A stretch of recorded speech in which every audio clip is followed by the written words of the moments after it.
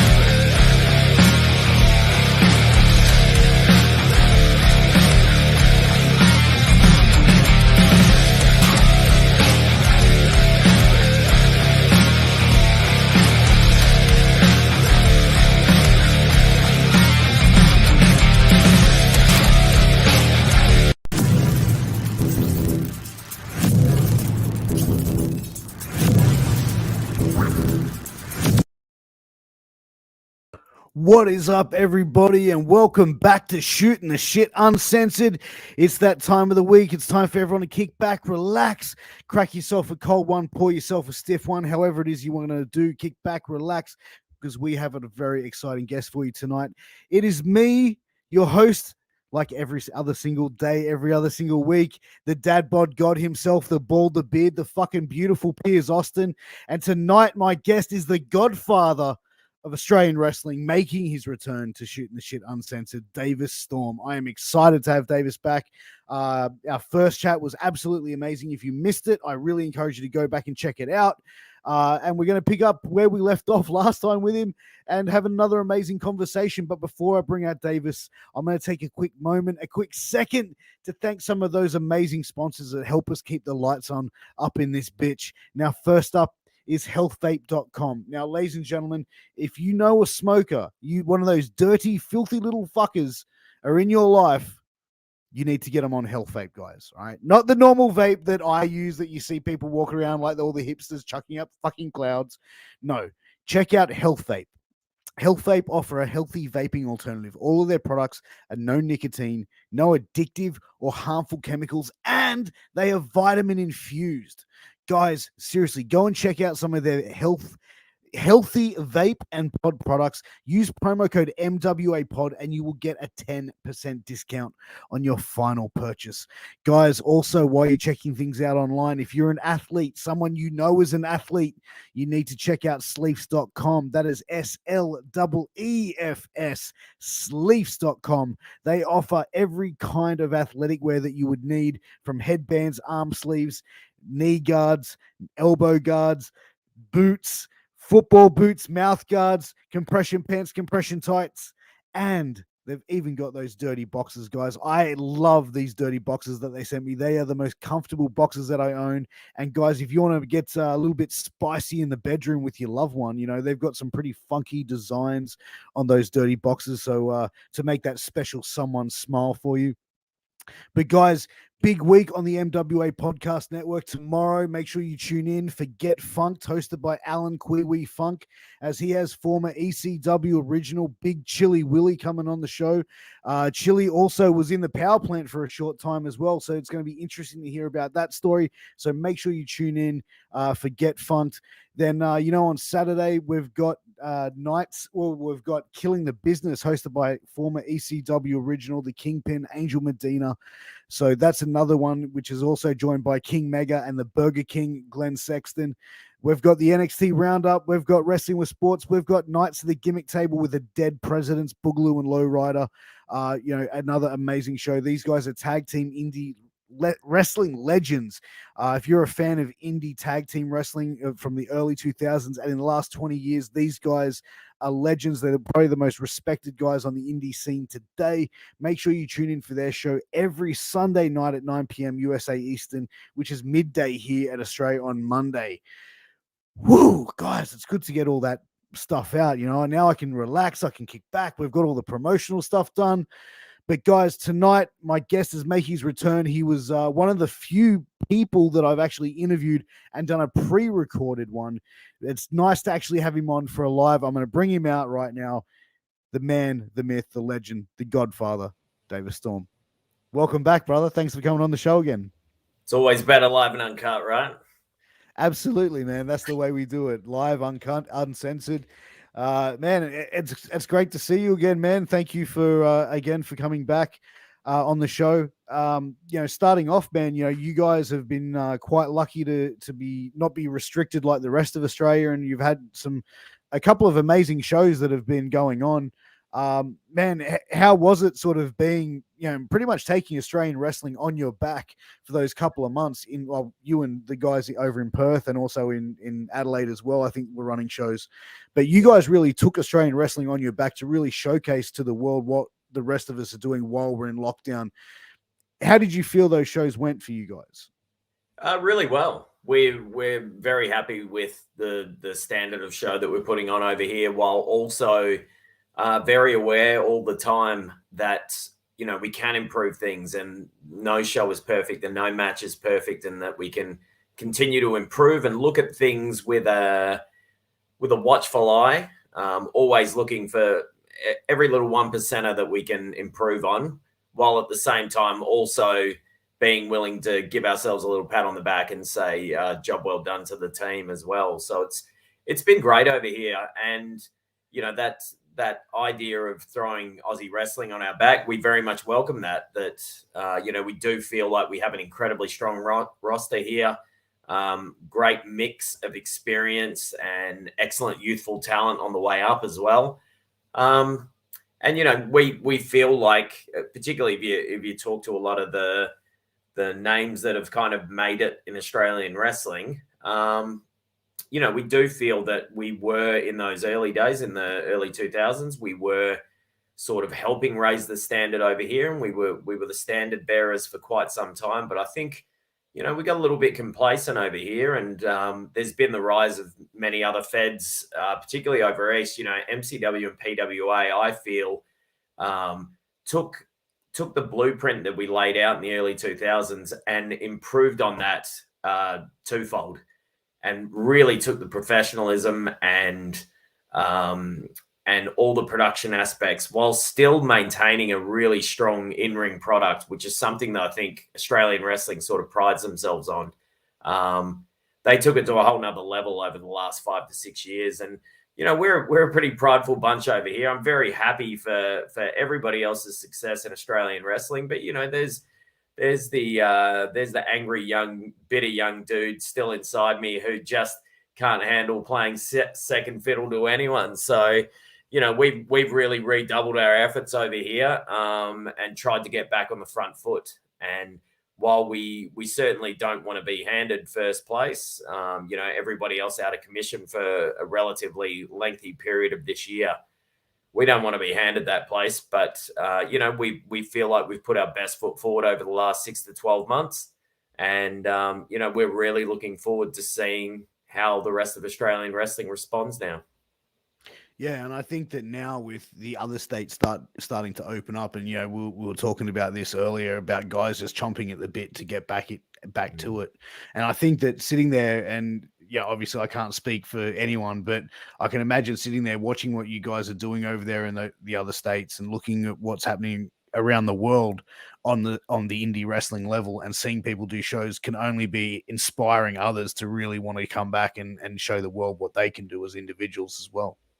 Yeah, no doubt that we have a amazing talent roster across the entire country. And, a lot of those guys and girls were starting to gain notoriety right as COVID hit, that everything was hitting this, what we felt like was this huge crescendo. Mick Moretti was the one that coined the phrases, what was it? You're going to notice us. You're going to notice us. That's right. And that coincided with us starting to get some international attention and starting to get some traction overseas. And, it felt like we were, I know it was now we conquer, like it felt like we were on the verge of a huge breakout of Australian talent, really, really cracking the overseas market, and not just in the major feds either, but that we were starting to push into indie wrestling pretty significantly too, which really had, it, not that there's not amazing talent over there still doing the thing, but a lot of talent have been snapped up by WWE and AEW, and it did leave a bit of a void for experienced Australian wrestlers to head over there and really have an impact. And guys like Slex and Brooksy and Kellyanne, they were on the verge of taking that next big step over there. The Velocities, Caveman Ugg, Moretti, they all got their crack at PWG as well. It seemed like we really were on the verge of this Australian invasion. And now the landscape's completely changed. Who knows what Australian wrestling looks like when we return, when we can finally get back over to the US or Japan or wherever else it is that we travel. Who knows what it's going to look like now, because suddenly that independent market is far more competitive than it was 18 months ago. Oh, absolutely. And I think as well, and I've said this the last couple of interviews, where I think that fans now that have been in lockdown for periods of time, like New South Wales and Victoria, those fans that have never been to a wrestling show, that probably don't even really understand the Australian wrestling scene, but watch, the major WWE, AEW, go, you know what? I've always wanted to go to a wrestling show. Oh, there's an EPW show like a half an hour from my house, or there's a PWA show here. I'm going to go check it out. I think we're going to see an influx of new fans, and I think the shows are going to grow bigger and bigger. We've definitely felt that over here. So throughout COVID, we were capped on attendance from time to time, but we were sort of averaging, I think, probably around 250, 300, which, for some of the shows was a sellout anyway due to restrictions. But our last show, we just finished up doing a week's worth of shows at the Perth Royal Show, and they're really scaled down shows. It is just a gentle introduction, family-friendly wrestling. You don't know who's walking into the building. It's all free entertainment. But we actually got a huge influx of fans from the Royal Show. But also, like you're saying, there have been quite a few independent wrestling fans who, I suppose, they're enthused by the rise of AEW, and they're looking for local wrestling to go and see. They want to get back into it. Maybe their WWE fandom has waned over time, and this has kind of reinvigorated a lot of fans and a lot of wrestlers. And it's really exciting at the moment. Like to have a crack at an entirely new audience, but one that is already enthusiastic about wrestling is really encouraging.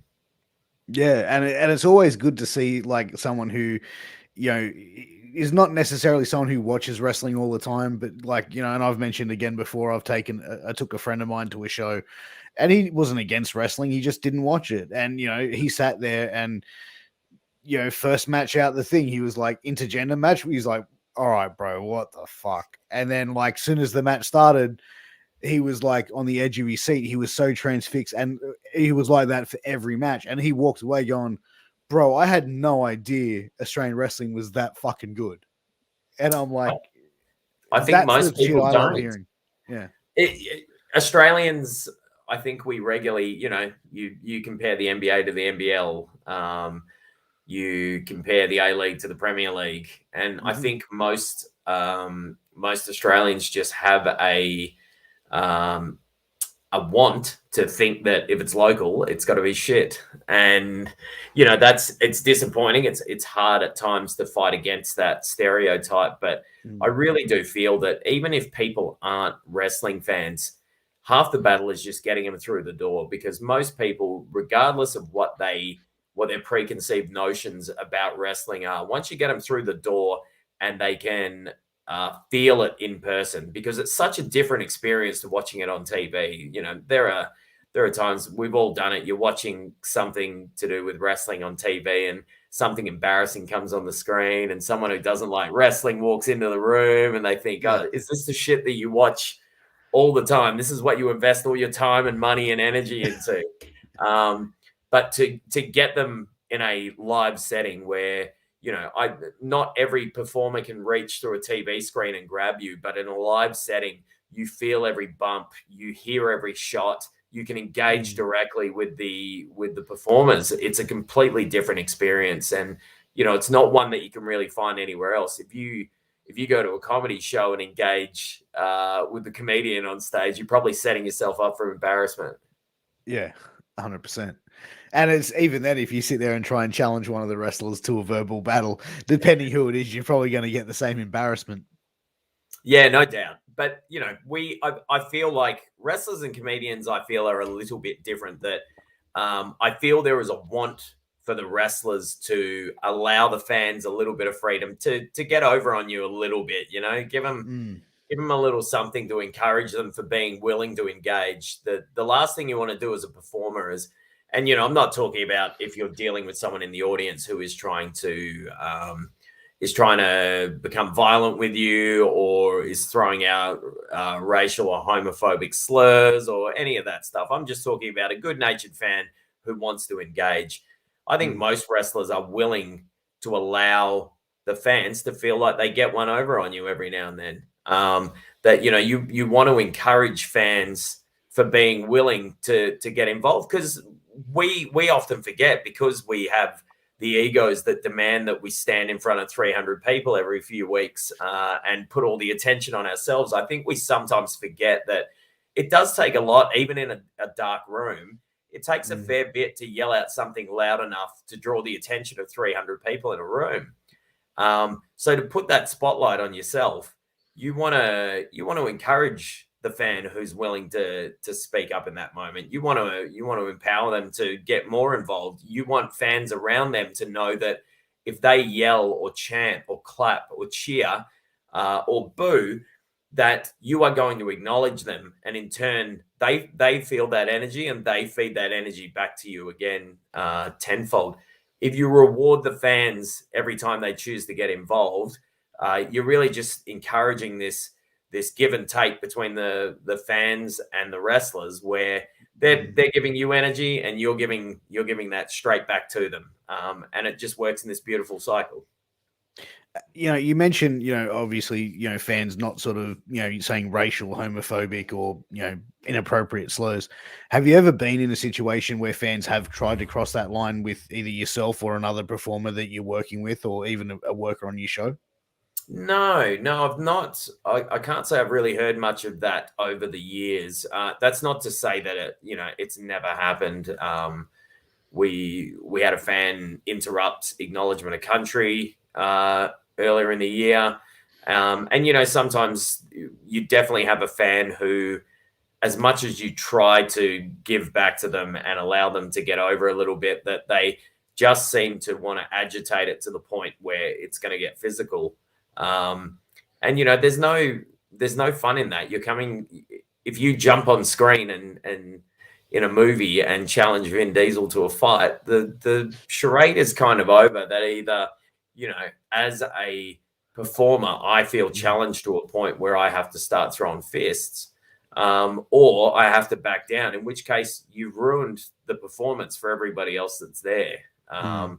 I've seen it happen from time to time. It actually happened at the Perth Royal show that we just did. One of our less experienced guys, but lucky for us, he's one of the older guys on our roster. He was confronted by someone who wanted to act that way and get in his face and wouldn't back down. And at a family-friendly show, there's nothing to be gained by dragging a fan across the rail by his jumper and kneeing him in the face a few times. So he had to walk away from that, and he was fuming when he got backstage. He'd never dealt with something like that before, but he was able to keep his cool and not let the situation escalate. It's challenging at times, whether a fan's been drinking, and I don't think that was the case on this occasion. But you just have some people who just want to push the boundary, and they're so full of pride that they can't allow themselves to feel minimized in that moment. That isn't about them. Like, it should never have been about them in the first place. They never should have drawn that attention to themselves. But they chose to put themselves in that position, and they end up in an awkward spot where they feel like they can't back down. And that's the saddest thing. It's just, I think, like, some people that put themselves in that situation where they're trying to, get a laugh from their mates or the laugh from someone next to them. And then next thing you know, they've escalated the situation to where they're like, now they're trying to prove they're tough to someone who they don't know, against someone who they don't know or have an understanding of what background that person comes from. And I think that, also a lot of times with people like that as well, you got to think, are these people mentally fit enough to be coming and comprehending what a wrestling show really is? Sure. You know what I mean? Like that's one aspect that I can probably see, like some of the people that do cross those lines. But I think for the most part, like most shows that I see, the fans kind of police themselves, where everyone most of the shows I go to, most people are just like, happy go lucky, we'll go at that level. And kind of like someone sort of says something down the line, that another fan will go, hey, like, really? Yeah, I think over time, most Aussie wrestling fans have proven themselves to be pretty decent for the most part. And that, you're spot on that there generally is someone who's there willing to speak up and say, hey, mate, that's not on. It's you're going to get that no matter where you go, though. You get that at the football, you get that at the rugby, you get that at the soccer. Wherever you go, you're going to be confronted by people who just don't understand the conventions of behaving as part of society. Yeah, it's a sad point, but coming off the last match, I saw a photo of you, man. You look like you were pretty beat to shit in that match. Coming off that, who did you go up against, and man, what did you do to piss him off so much? So that was actually an old photo that I was using to promote an upcoming match, which I've since had. But that photo was from about 12 months ago, a match I had with Gavin McGavin over here in Perth. And it was never really, we were fighting for the EPW Coastal Championship, which I held at the time. And we always intended for it to be a fairly physical match. That's generally how I like to go out there, but we never intended for it to turn into the state that I turned into. I dove out of the ring at one point, and just because of the size discrepancy between us, that Gab's probably not someone who's used to being dived on all that much. He's normally the one doing the diving. And I think I just completely blasted him off his feet when I contacted him and bounced my head off the ground, which left that nasty little cut above the eyebrow.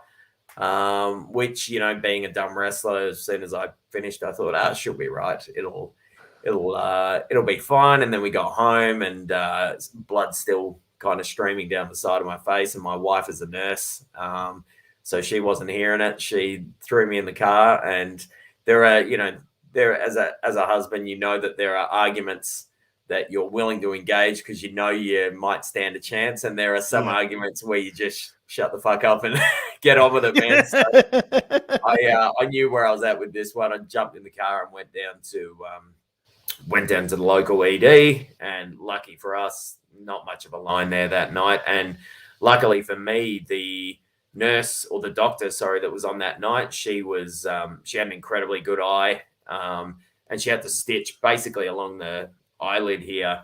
And the doctor who took the stitches out said it's remarkable how good a job she did, because you could barely see it.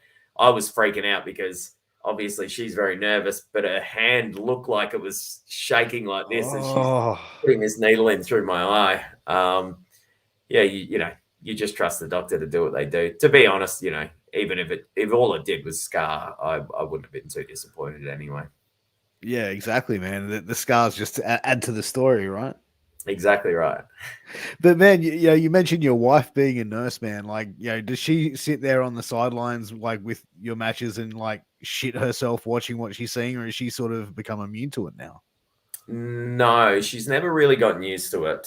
So she runs front of house for EPW.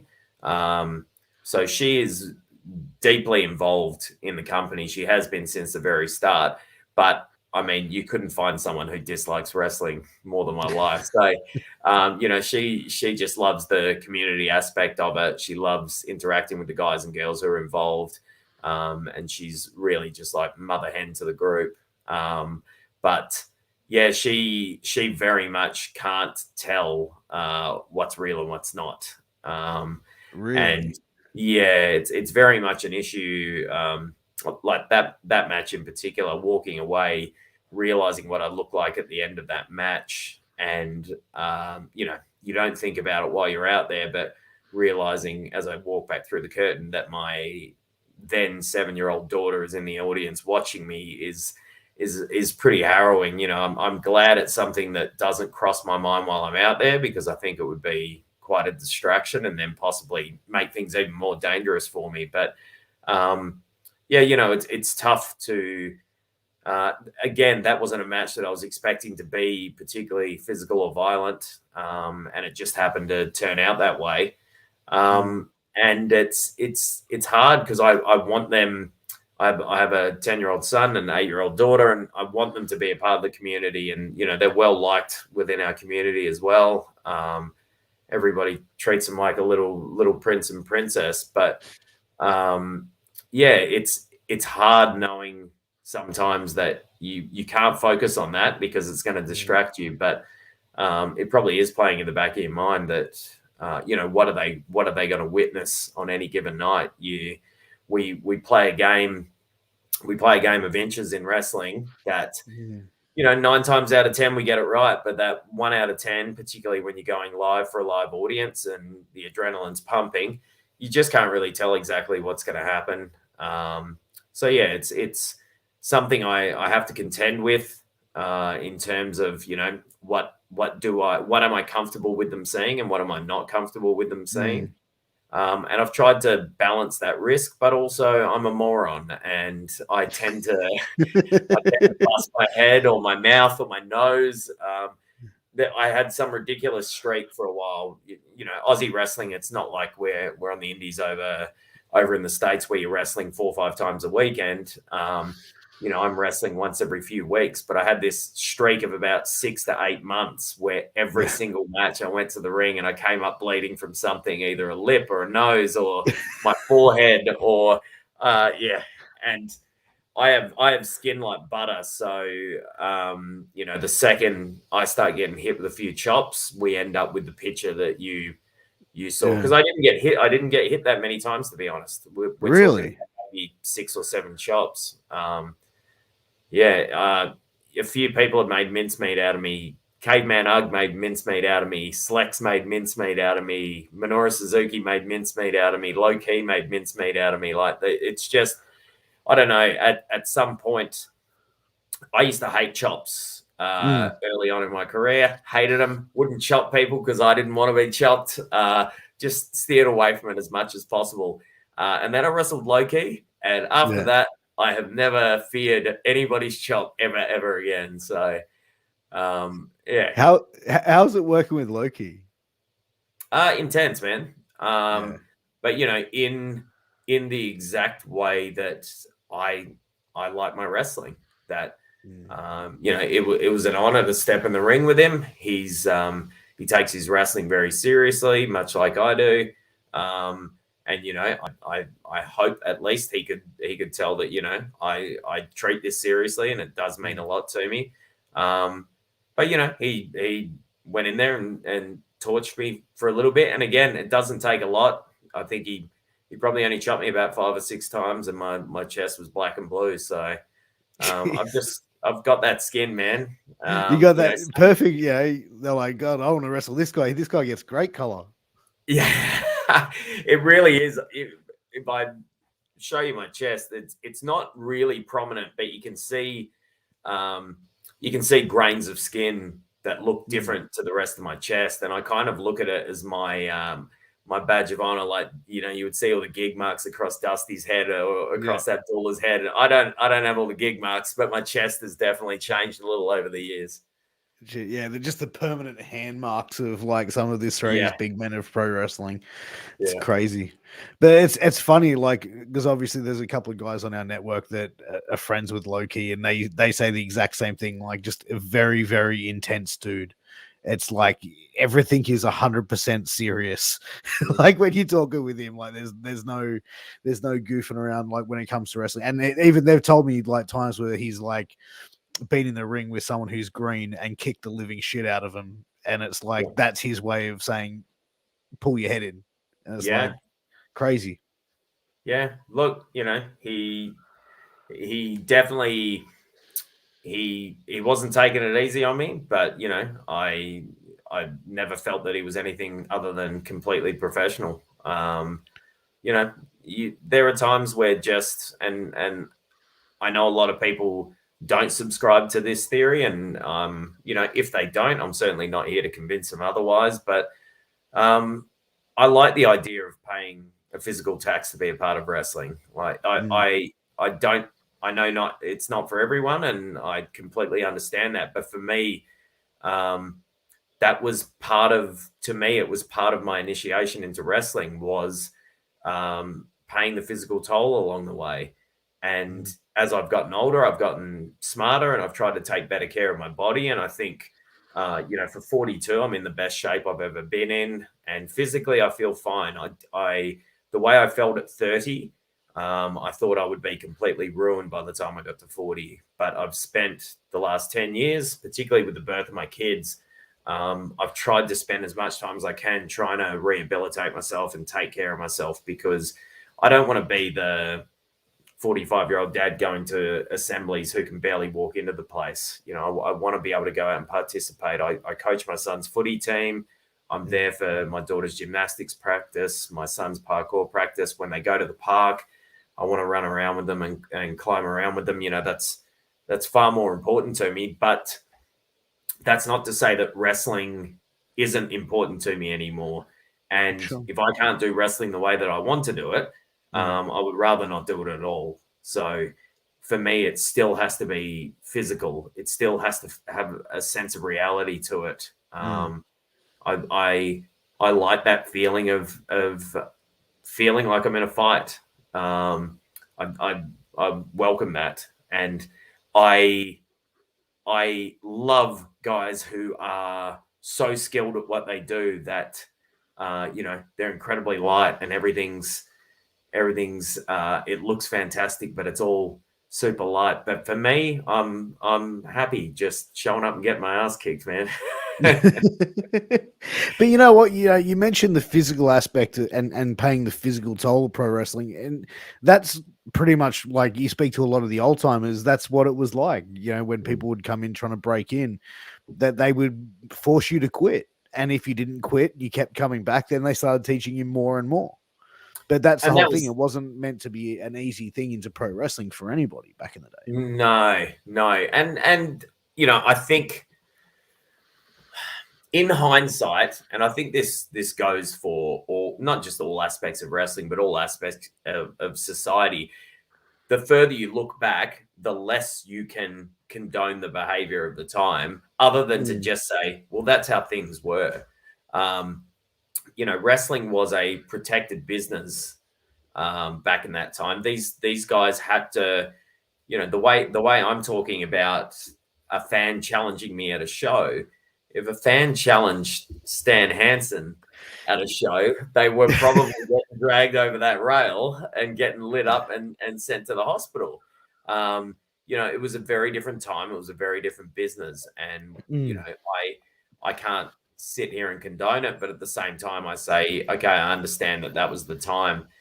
I also understand now as a trainer that times have changed, and that I have seen people who, 10 years ago, if they'd showed up to the EPW School of Wrestling, we'd have put them through the wood chipper and sent them packing in 5 minutes. No doubt at all.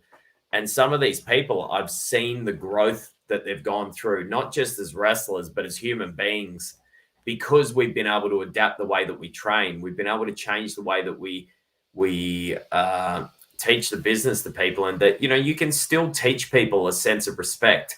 But you can take someone who doesn't believe in themselves and someone who isn't particularly resilient, and you can teach them those skills, and they can take those skills forward into all aspects of their life. It's not just a wrestling thing that we don't just have a responsibility to wrestling anymore. We have a responsibility to the individuals who want to participate as well. And that that doesn't mean that everybody, I hate the phrase wrestling is for everyone. It is for everyone to have equality of opportunity. I 100% believe that.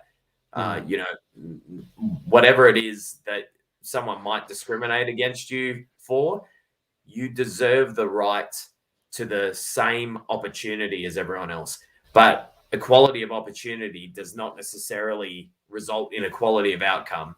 That not everyone has the fortitude to make it to be a performer on professional wrestling. Some people just don't have it, whether it's the physical coordination or the personality to be able to play an over the top character, whatever it happens to be. Not everybody is built the same, and that's fine. But people also need to understand that means that the result is not going to be the same for you as it is for somebody else. But you know, people, like I said, people that we would have chewed up and spat out 10 years ago, 20 years ago, I've now seen the impact that we can have on their lives by having them as a part of the community and slowly building that resilience and tolerance in them, and that you can help change lives along the way. And I think as well, like a lot of people, like as you said, by altering the training style, you know, a lot of people don't like. Some people will adapt well to being yelled at and being pushed to a certain way. Other people will get closed off and go, fuck that. Like, this is supposed to be fun. This is not fun. While the other people that enjoy that will be going, fuck yeah, this is paying my dues, baby. You know what I mean? Yeah. But like I said, some other people would be like, oh, okay, maybe this isn't for me. And it's unfortunate because those people that could have walked away years ago from that sort of style of training from certain places could have gone on to be great performers. But unfortunately, it was just the times actually evolved. So, you know, which I think they had to over time. Yeah, for sure. Society changes, you know, and wrestling is a part of society. And so long as it exists in the bubble of regular life, we're going to be affected by outside factors. And, you know, as I said, wrestling's not the same industry that it was 20 years ago. And it's not to say that you cannot still pull the wool over people's eyes. And that is the great skill. That is the magician's trick that you can't reveal. That is, you know, Penn and Teller talking you through how to do a magic trick while at the same time performing another magic trick, and displaying that skill at the same time. That no, we don't exist in a time where people think that wrestling is two people going to the ring to have a legitimate fight. You know, we watch the UFC, we watch boxing, we watch combat sports. We know what that looks like, and we know that what we do looks different. But that's not to say that there aren't ways of selling what we do to be real. I mean, it depends on how hard you want to work it, like how hard you want to work the audience. I mean, I think that, you know, like what we say, kayfabe in 2021 is dead and buried. I don't think it's dead and buried. I just think it's like and everything else, it's evolved.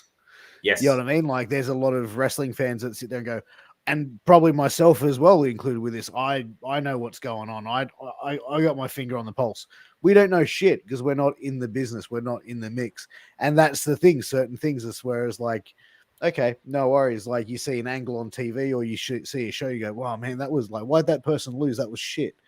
But then in a month from now, all these little things make sense. Where at the time, wrestling fans, I think, don't look at that bigger picture. Whereas, like, that's where you can have that kayfabe still alive because it still makes them question what's going on here. You're still getting them hooked and worked into that angle. Spot on. It's just trickier now. It's trickier. It's a different set of skills, but it's the same. It's the same party trick at the end of the day. How do I get people to believe in what I'm doing? How do I get people to, you know, how do I go out and get booed if I have a wrestling style that people are particularly attached to? How do I do that? Well, I've just got to be a little bit smarter than I would have been 15 years ago, 20 years ago. That things have evolved, and you know, like anything else, you either evolve or you perish. Yeah, 100%. And yeah, what do you say to some of the young guys and girls and people coming up that come up to you and say, "How do I get over?" What's the magic answer? How does a young up and coming wrestler get over? That's a really hard one to answer because like I said, 15 years ago, the answer was get your ass in the gym and get really good at wrestling.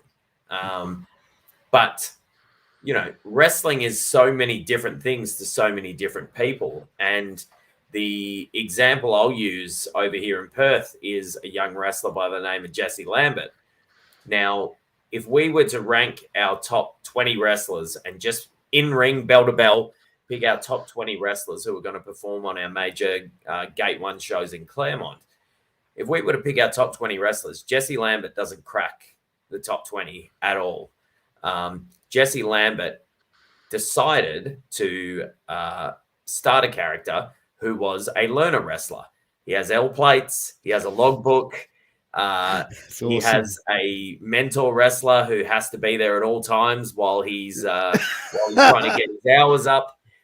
They evaluate his performance and then they either sign off on it or they throw the book at him, which is how it ends 9 times out of 10. But this young guy had the perceptive nature to say, cool, I'm not great at wrestling yet, but I am good at performing. How could I get my way onto a show? Under what circumstances would I be able to put myself in a position where I could be on a show? Well, what if I took the fact that I'm not good at wrestling and turned that into my strength instead of my weakness? So he is still very much developing as a wrestler, and he works incredibly hard to improve his in-ring. So, but he has this incredibly strong character that forms this instant connection because this is the ultimate underdog. This is, in Explosive Pro Wrestling, which is full of sharks, Damian Slater, Marcus Pitt, Mikey Nicholls, Gavin McGavin, the Don Michael Morleone, the list goes on. There's so much experience in that locker room. All of a sudden, we have this L-plater who doesn't understand all the concepts of wrestling yet. Is bushy-tailed and big-eyed and just wants to get out into the big old wrestling world and test himself against people. But he's not ready to do that. And he often, naively bites off way more than he can chew. This guy is the most over wrestler on our roster right now. And he would not fit into the top 20 in-ring bell-to-bell wrestlers in our company. It is about finding a way to connect with the audience, finding a way to get them to care about you. And at the same time, we've had a young guy by the name of Bruno Nitro, and Bruno has done the opposite. It has been his in-ring that has carried him, and he has fought as the underdog. And we then introduced a storyline to help carry Bruno along, but it was his in-ring that has carried him throughout this whole process. It's just about finding whatever it is that is going to connect you to the audience. And, Jesse Lambert is the number one example of, he looked at the show and said, what is the one thing lacking from this show? There is a show of killer wrestlers who can really go bell to bell. What are we missing? We're missing comedy. It's the one thing that we don't really present well on EPW shows because I'm not a particularly funny guy. And, I take my wrestling very seriously. So if you want to do comedy, it has to be good comedy. And lucky for Jesse, everything he's done has been a winner up until this point. And he's had experienced wrestlers who want to work with him, constantly giving him ideas, constantly wanting to freshen up the gimmick for him and offer him alternatives. So, he's been brilliant and fortunate, and he's made every post a winner. So, how do you get over in this day and age? You make a connection, you make people care, you find whatever thread it is that works for you, and you really hone in on that one thing. That's not to say that you don't work on all the other things that you still need to work on and improve at, but whatever you present for an audience, you want that to be as close to your finished product as possible. Show them your best, hide your weaknesses. That's the one way to go about it. This kid was brilliant enough to make his one true weakness his strength by just making that the thing that made people relate to him. And you know, I like the idea of the character as well, because it's like it's an evolving style of character. He's on Yeah, his L plates, then he can get his P's, and then his green there you P, go. then he gets, you know what I mean? And then you could almost see like this young guy who's a wrestler growing up in front of your audience. You know what I mean? Yep. Like then they have that long-term connection with this guy because he started out as a learner, and now he's up here. And that's the thing. I think that's creating yourself, you know, and obviously if he sticks with wrestling for the next ever many years, you're creating yourself a long-term star as well with that one Absolutely. character as he evolves his in-ring work. Yeah, no doubt. I mean, you know, it is that connection that I think has led to the success of AEW. Is, you know, the Bucks and Cody and Omega. Not that, you know, they didn't have any promotional support or anything like that. They were obviously huge stars in PWG and New Japan. Like they went out and made huge names for themselves, but they got people invested in what they were doing. You know, being the Elite was such a game changer in terms of they were giving a part of their personality and finding things for and ways for people to relate to their story. So now it's like finding that indie band that hasn't quite cracked it yet, and you're still going to shows of theirs where there's, you know, 150, 200 people, and you're thinking to yourself, what is it going to take to push this band over the edge? And you do everything you can. You know, you tweet about them, you promote their videos, you do everything you can to try and push them over the hump. And I think that is the difference between what AEW has been able to build and how WWE's business has been running for the last 15, 20 years, I guess, is that sense of personal connection is lost. The WWE product at time feels cold and distant. And it's not until wrestling fans organically get behind somebody like a Daniel Bryan, like a Kofi Kingston, where they say to the office so strongly, this is our guy, and we will not accept you not pushing this guy. This is what we want. And that they yell and scream and kick until they get their own way. Whereas, you know, with AEW, it feels, at least for the most part, that they want to give their fans reward. This is kind of going back to the conversation from earlier, that, you know, you want to reward your audience for their energy and for their love and for their effort. And most of all, the two most important things you want to thank them for is their money and their time. Yeah. Time is the most important one to me. And this is the thing I really stress at our school, is more than asking people to part with, you know, petrol money and 20, 30 bucks for a ticket and, you know, maybe a ticket for the kid and a t-shirt and maybe dinner. The thing you are asking people to part with is time in a time poor society. You know, we have 52 Saturday nights a week. And if you have kids, you know, you could cut that in a quarter in terms of available Saturday nights to go out and do something. You are asking people to give up their time that they can never get back. You know, let's say you go out, whether it's with your wife or your friends or with the family, you might go out 12 weekends a year for a nighttime activity, like 12 Saturdays a year. You are asking people to give up their Saturday night to take a punt on you, and that you are going to deliver to them, and you owe them your best effort and your energy, and giving to them in every way that you possibly can, whether it's in ring or whether it's signing autographs after the show or taking photos. You have asked people to give you their valuable time more than money. Money's replaceable. We'll go out and earn more on Monday and Tuesday and put back whatever we spent on the weekend, but you cannot give them their Saturday night back. And that's something we should never, ever take for granted. Yeah. And I think that's 100% right. Is like, especially those of us who have kids, when we get a free Saturday night, you know, and let's face it, if our wives allow us to go to watch a wrestling show as well, let's be real there, Davis. Getting the permission to go do that as well. Yeah, like you want to be able to go and invest your time in something that you're at least going to be able to walk away and enjoy and feel like, you know what, that was worth my time. But I think having that understanding and that appreciation for what the fans are doing, I think AEW is giving the fans what they want. And I think in a world today where WWE is like, and I think it's probably been that while for a long time, they'll get what we fucking give them and they'll like it.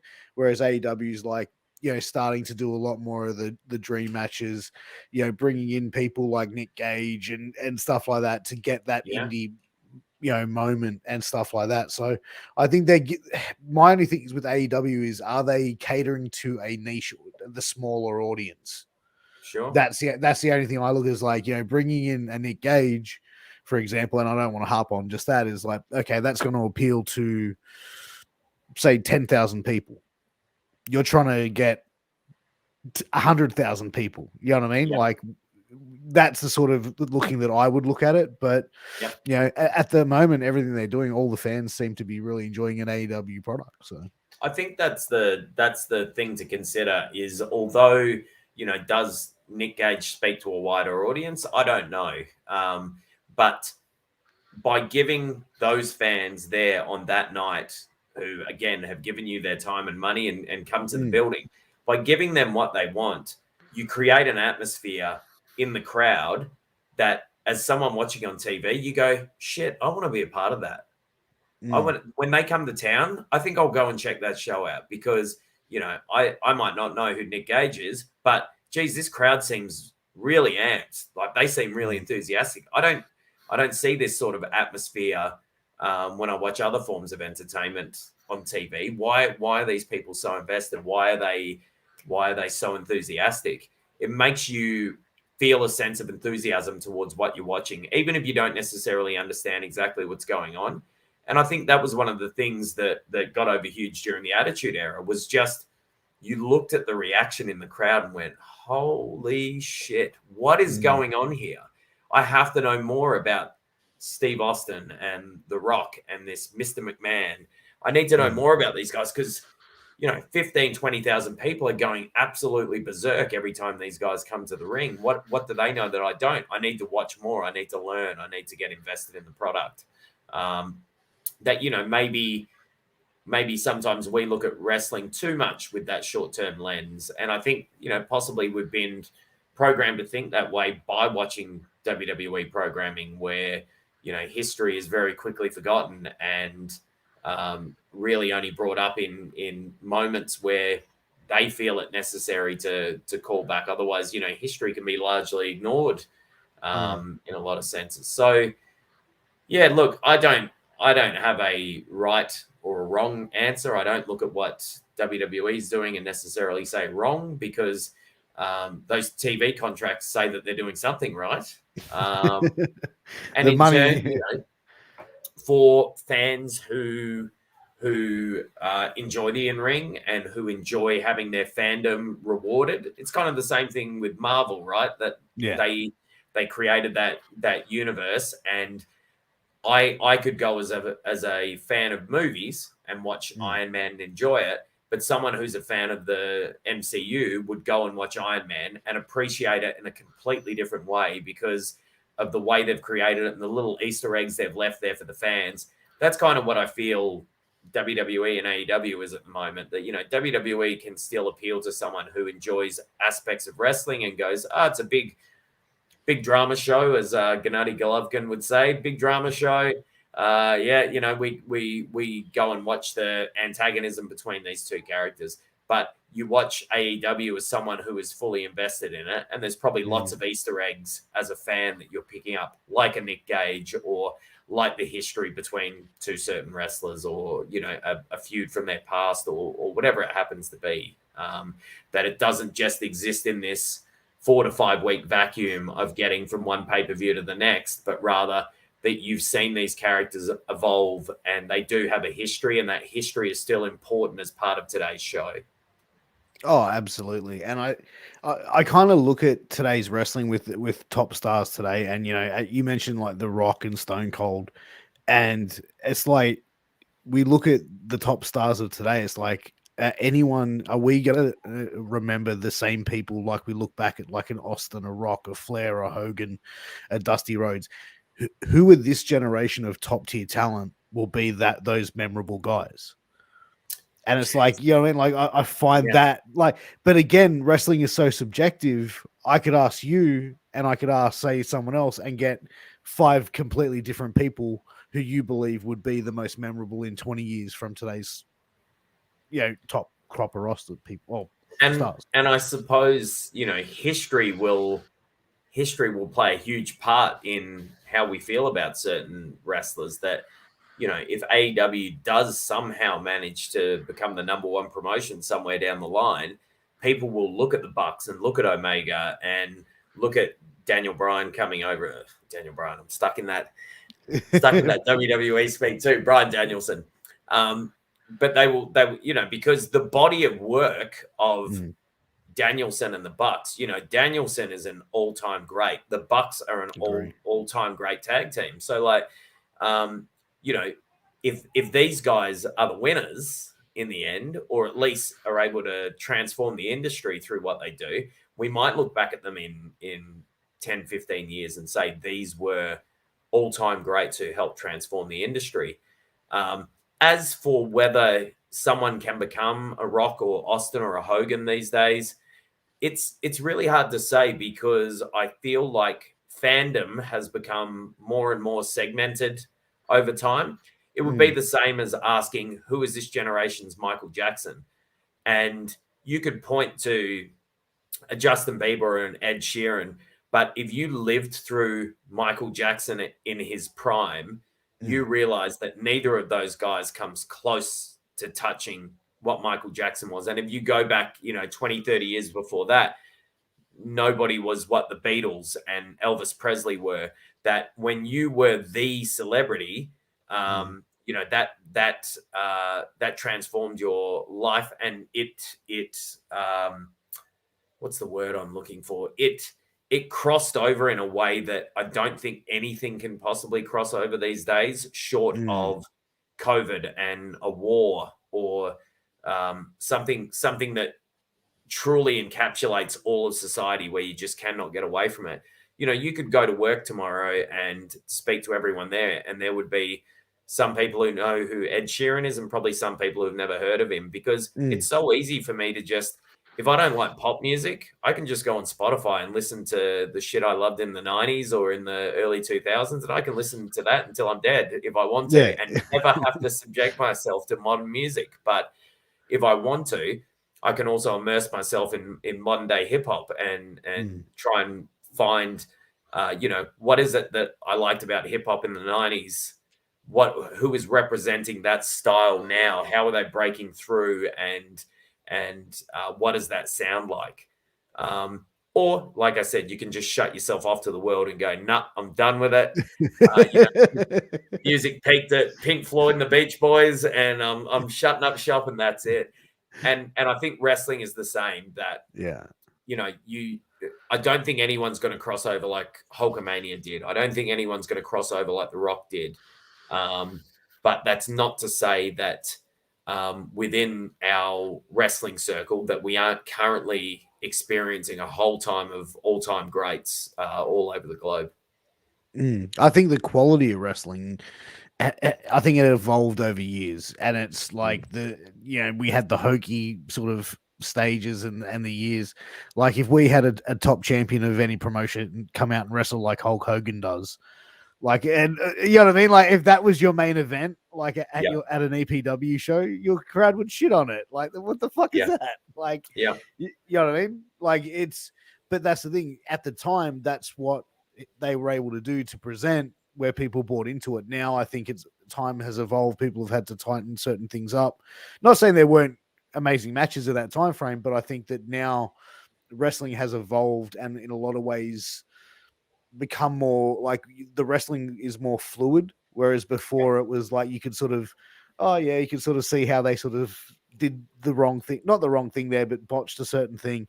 Yeah. Whereas now you sort of see it's much more fluid and sort of, okay, even if something got missed, it's just quickly covered up and rolled back to the next thing, where someone who doesn't have a fine eye wouldn't pick it up. Sure. Yeah. And, it just comes back to evolving with the times and moving with the times. And, to see like a Dustin Rhodes or Rock and Roll Express or, they've managed to hold on to what made them so great in the first place, but they've also evolved with the business. They didn't just put their fingers in their ear and scream at the clouds and pretend that this wasn't happening, and just, kids these days and loud rock music and whatever else, they said, cool, what I do works, fundamentally works. Executing well, excellent selling as a babyface. This shit works. However, can I add more new tricks to my bow to make it more exciting and more accessible to a younger audience? Yes, I can. And they've been able to adapt as time's gone on and stay relevant. Yeah, I absolutely agree. And I think, you look at Matt Cardona as a prime example of that. A guy that came straight out of the WWE system for 15 years and then to go and start working indies and, doing crazy death matches and probably doing some of the best character work that he's probably ever done. And he looks $1 million while he's doing it. Yep. Just gotta, as we said, you gotta find whatever's gonna get over in the moment. And just, if what you've always done isn't working, then you need to try something different, because you cannot just continue to tell your audience that they're wrong. 100%. You have to accept at some point that, it's not about who's right and who's wrong. It is about giving a paying audience what they want to see. Oh, 100% agree. But, mate, before we start wrapping it up, you guys actually have a show coming up near the end of November, I believe, is your next show? November 27th. And it's actually a big show for you guys, right? Yeah, 20th anniversary for us. So our very first show was November 4th of 2001. And yeah, it's obviously been a very long time coming. We never imagined on day one that we would one day be celebrating our 20th anniversary. That was, it was all just get from one show to the next, from one show to the next. And I think it's a great example of just, if you keep your eye on what it is that you love and focus on that and just continue to keep walking that path, that the years add up and eventually you go, oh shit, we're at 20 years. Isn't that amazing? So yeah, gonna be a huge night for us. Main event is looking like an EPW Championship match between Mad Mikey Nicholls and Julian Ward, who I had the privilege of tussling with at the last show. And it's exciting to have Mikey, who's a day one EPW guy, has gone around the world and made a name for himself, and has come home and become the EPW champion, taking on, the great young hope, Julian Ward, who's by far one of the best wrestlers we've turned out of the school in the last decade. So really exciting to see some of the new finally stepping up to the plate and having a crack at the big dog. Yeah, so it sounds like it's going to be a great show. Is it going to be streamed anywhere? Not currently. So at the moment, we do have our EPW on Vimeo. So most, not all of our back catalogue is up there. And generally, I think the shows are still available on YouTube for a short period after the shows. I think we generally get them up about a fortnight after, and they stay up there free for a short period of time. We just haven't been able to nail down the streaming in a way that we're happy with, and that we feel, if we have to hold off and not provide people with a shit product first time up, we will hold off for as long as we possibly have to. That there's a fair bit of expense living in Perth and being so segregated from everything else. There generally is a bit of a cost factor involved in things happening in Perth. So streaming's been something we've not been able to make cost effective at this point. And like I said, we're not up for world class is the motto we like to use in EPW. And, it starts with the wrestling, but it spreads out to everything else that we do. And we certainly don't want to provide a product that we don't feel is worth the time or money or effort that people would put into it. So I would encourage people, if they live in the Perth area, get your tickets and get in fast. We're already more than 50% of the tickets are sold to the show. And it is 100% going to sell out. So I would not drag your feet in getting tickets. There you go, guys. Get your tickets, but it is that time of the show. It is time for 60 seconds with Piers. Davis knows the go. Guys, if this is the first time that you're tuning in, watching this, or listening to this, how 60 seconds with Piers works is, I'm going to start the clock. Davis has 60 seconds to answer as many questions that I fire at him as humanly fucking possible. Difference is I'm going to be firing these questions at him. He doesn't know what I'm going to be asking, so there's no right or wrong answers. It's just depending on what he's feeling. Bro, are you ready to start this off? Always ready. All right. I'll start with a question, and then they'll start the clock. Okay. Biggest pet peeve? Ooh, people using the word like. What game show would you be great at? Maybe something physical. I feel like I'd be good at Ninja Warrior, and then I think I would actually be terrible at it, but I would love to do it. You have the ability to change the ending of one movie, any movie in the world. What is the new ending to the movie, and what is the movie? Oh, God. Wowee. Let's say Titanic and the ship doesn't sink. Which movie do you know that you can quote word for word? Top Gun. Which song do you know all the lyrics to? More Than Words by Extreme. Can you sing More Than Words by The Extreme? No, I'm kidding. What was the name of your first car? Ooh, my gimmick name for it. You had a gimmick and a work name for your car? Well, I mean, I think it was a really old Mitsubishi. I don't remember exactly what it was. It was sky blue. It was disgusting. Yeah, beautiful. Not a nice car. Favorite wrestling referee? Ooh, in Perth, referee Matt Smarkson he's my guy. Would you rather fight 2 horse-sized ducks or 100 duck-sized horses? Ooh, I'll take the duck-sized horses. If you could only eat one meal type for a week, do you choose Indian or Thai? Indian. There you go. That's 60 seconds with Piers. Davis, thank you very much for being on the show again. First time being on live. It's been an absolute pleasure having you on. But where can everyone follow you on social media and get some merch and support EPW as well? Twitter, Facebook, Instagram, EPW Davis Storm, EPW Perth, same social media platforms, Twitter, Facebook, Instagram, EPW School of Wrestling, if that's something that interests you. Otherwise, Explosive Pro Wrestling, EPW Perth. Check us out. Come see a show.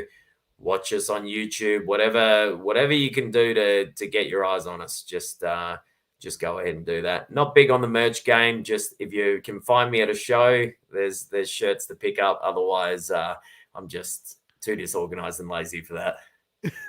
There you go. Guys, huge shout out to our sponsors, sleeps.com. Use promo code MWAPOD to get a 10% discount on your final purchase. And check out healthvape.com, your healthy vaping alternative. Use promo code MWAPOD to get a 10% off your final purchase. But guys, thank you for tuning in. As always, you can catch this show 24 hours later on all podcast platforms. Tune in tomorrow for Get Funked as Alan Kiwi Funk sits down with Big Chili Willie. So make sure you tune in for that one. Guys, until next time, I'm Piers, this is Davis, and we'll see you again very, very soon. Peace!